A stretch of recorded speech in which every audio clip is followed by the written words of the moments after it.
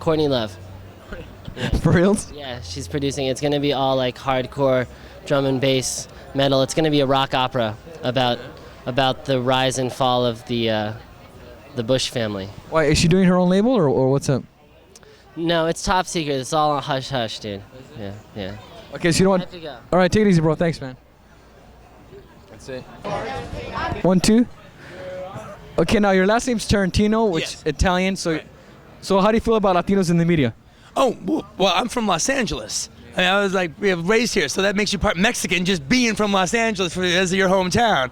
You're halfway speaking it every time you're just telling somebody how to get anywhere. Yeah. So how do you think? So what do you think about the representation though within the media? Well, you have to ask me a more specific question than that. That's too broad. Okay, well, how about like right, in LA, Mexicans are the majority, but they're the minority within the industry. Right, exactly. So like, I mean, how do you feel about it? I mean, is it unfair, or is it going to change? Well, you know what? The thing about it is, like, it's always going to be. I mean, not always going to be, but there's always going to be an unfairness in that regards whatsoever. But you know what? That can't and shouldn't stop anybody from doing anything they want to do.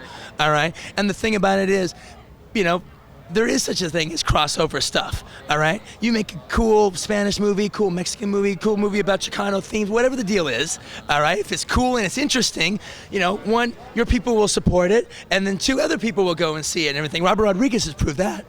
Because I like how you did with the Villalobos and like with Butch. I thought that was really interesting. Well, you know, also the thing is, I mean, I'll tell you, this is a great thing. I remember when I met Robert Rodriguez, all right, and he had just done El Mariachi, and we're talking about it, and he goes, you know what I want to do? He goes, I love John Woo movies, all right? Nobody ever watches a movie, and when the movie's over, go, man, I wish I was Mexican. All right, I watch a John Woo movie, and I think, man, I wish I was Chinese. That's what I want to do for Mexicans. I want to do a movie where people watch and go, man, I wish I was Mexican because they're cool, all right? Well, you know what? He did that with Spy Kids, all right? Spy Kids, I don't even think people know the influence that Spy Kids is going to have, because Spy Kids is the most popular movie of the last 4 years among kids 1 to 10. They love that movie. All over America, they love that movie. And those are Mexican kids, all right? They're half Mexican, all right? And you know, that Spanish part of them is part of them, all right? All the little kids seeing that, they just love them.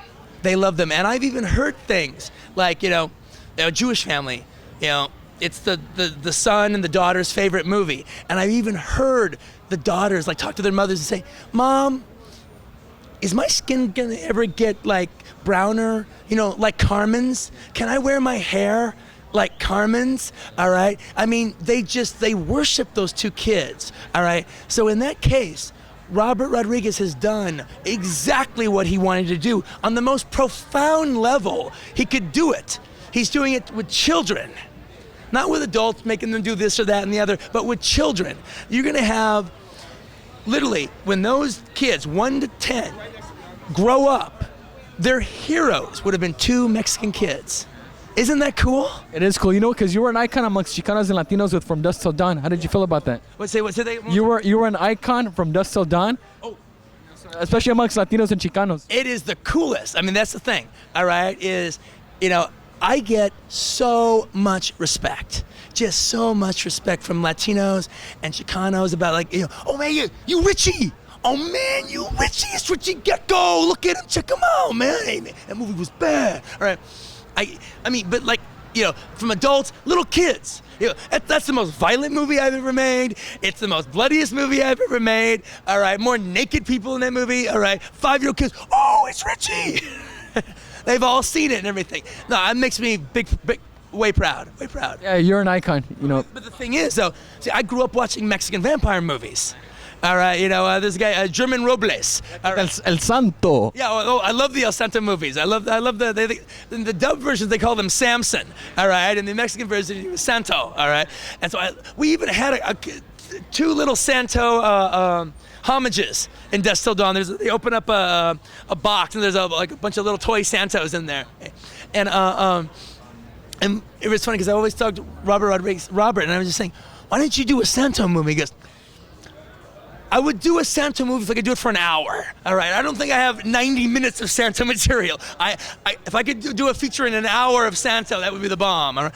But no, I grew up watching Paul Nasseri movies, who was like the Spanish Vincent Price.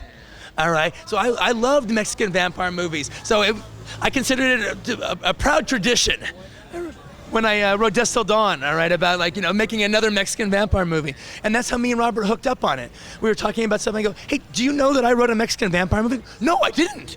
Can I read it? Go, yeah. And that was the beginning of it. Yeah, Chicanos and Latinos really appreciated that. I appreciated your support.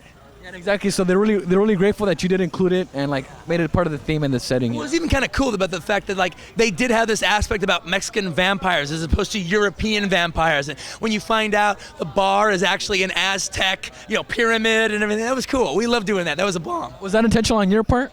Yeah. Mm-hmm.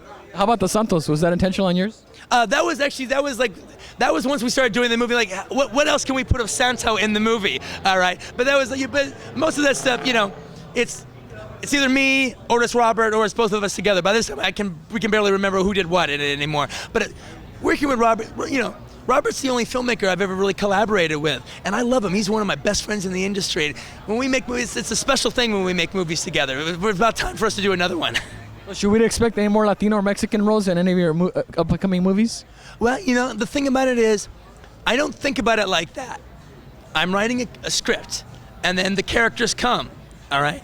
And if they, and the thing is, I don't like to just leave it open. I like to make it specific, all right? I know Latinos, so if I'm going to write a Latino character, I'm going to write a Latino character, all right? Same thing with a black character, same thing with a white character, or an Italian, whoever the hell they are, all right? And so the thing is, if it's organic, they will be there.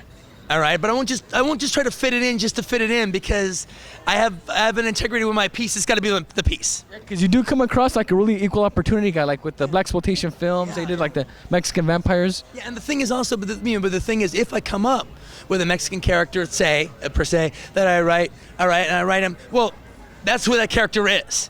All right, if Jim Carrey wants to play him, no, I'm sorry, he's Mexican. I think it's good. Hey, thank you, Quentin Tarantino. Hey, my pleasure, man.